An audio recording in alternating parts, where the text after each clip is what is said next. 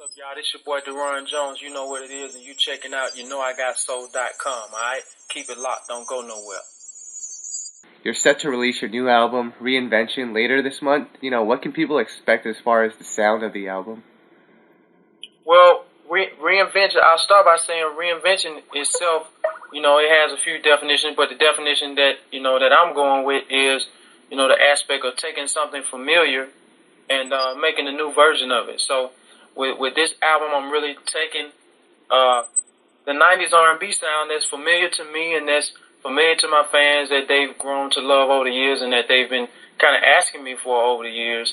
I'm taking that sound and I'm reinventing it, doing a new and improved version of it. So that's really what the album is gonna be like. The 90s sound blended with the music that I'm inspired by now. Okay, and one of the singles that you dropped from that so far is Safe With Me. Can you just talk about the creation of that song? Well, Safe With Me is a record. It's just based on being in love, and it's about when a man is in love with a woman, he wants her to feel safe. Like me, just my experiences in relationships, I've had a few. Yeah. And that when you're in love with a woman, that's how you want her to feel. You want her to feel like she's safe. You want her to feel like she ain't really gotten into worry about. So, the creation of the single itself, I did it in my studio, and I pretty much created the track, and then I laid the vocals. But as far as the song was inspired by that. Oh, okay. My relationship experiences. Okay, and this isn't actually your first album. You actually released one 2 years ago, Uncensored. What are there any major differences with this album that you're putting out and the last one? I think the major difference is my vocals. On Uncensored, the album itself, the direction that I went in wasn't necessarily just all about vocals and great singing, but it was more so a mixture of great singing and expressing, the ideas and expressing the things that I was going through. I think with this album, even though it expresses the things that I'm going through, I really put a major focus on, just crazy vocals, like, the riffs and runs, the high notes, the lush harmonies, the things that I'm known for and loved for, and, the romantic love songs, wisdom, life, and relationship music. Okay, and I've noticed that the albums that you've put out, they have a different sound than what we're used to hearing from 112. How has that been received by 112 fans so far? And do you feel they've stuck by you through the entire process? Yeah, I think they have. I think the fans really understand me, and they understand, that I'm evolving as an artist, and they're happy to hear that with the new sound that I pulled a lot of what I'm known for, which is the 90s music, and I put that back into the mix. Okay. And now you're on an independent label. Can you kind of talk to me about the major differences that you've seen so far? The major difference is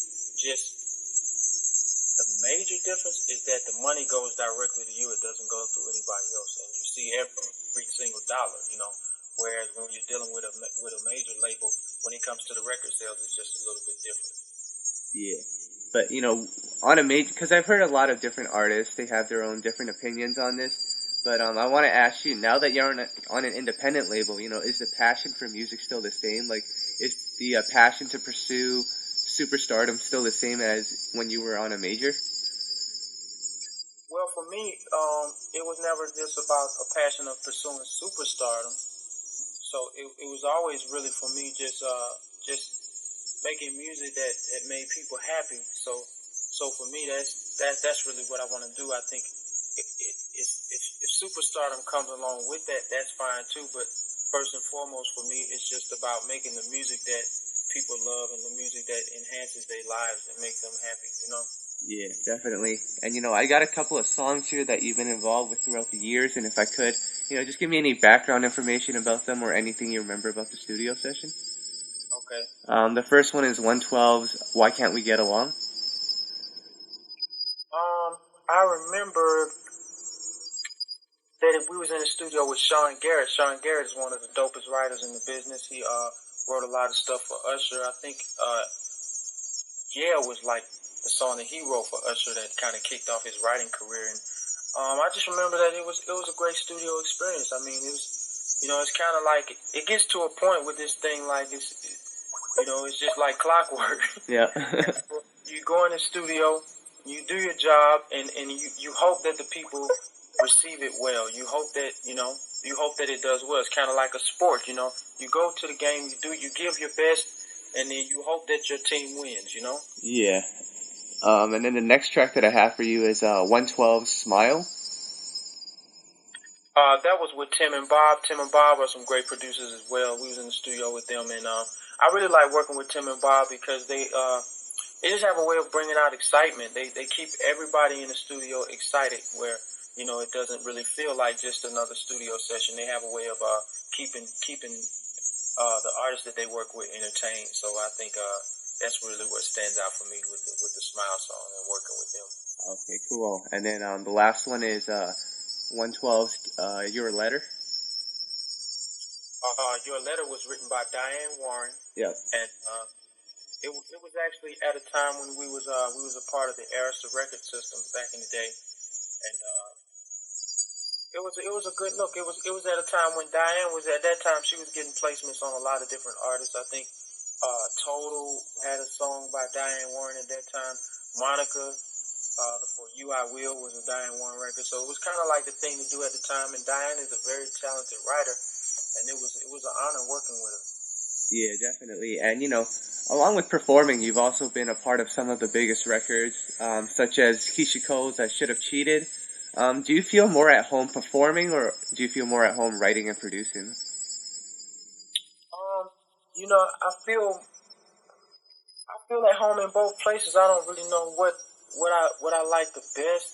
I really love to perform though. I think I love performing more than anything. But I mean, I love writing and producing too, because it's just the process of getting the records done, and just that hope that people will love it. I think that's a driving factor for me. Okay. And then speaking of I Should Have Cheated, I read that it was originally for Nivea, and I've had a lot of Nivea fans, hit me up, and they wanted to know if they're ever gonna get to hear that Nivea version of that song. Well, a lot of people ask me about that, and I don't know, man. I thought about it a couple of times. I thought about leaking it, but then I looked into my archives and I couldn't find it at the times that I was thinking about leaking it in. But then a particular engineer that works with me, I know that he would know exactly where it is. So, I don't know. I thought about it, so I don't know. I don't want to make nobody mad, so Okay. just leaking music out without people's permission. So I might not be able to do that. Yeah.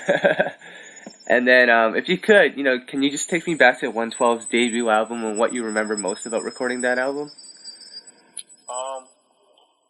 I think what I remember most,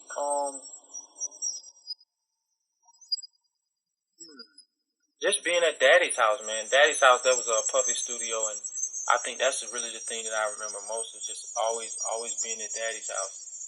Oh, okay. And Yeah. that's all that I had for you. Anything that you'd like to add? No, it's all good, man.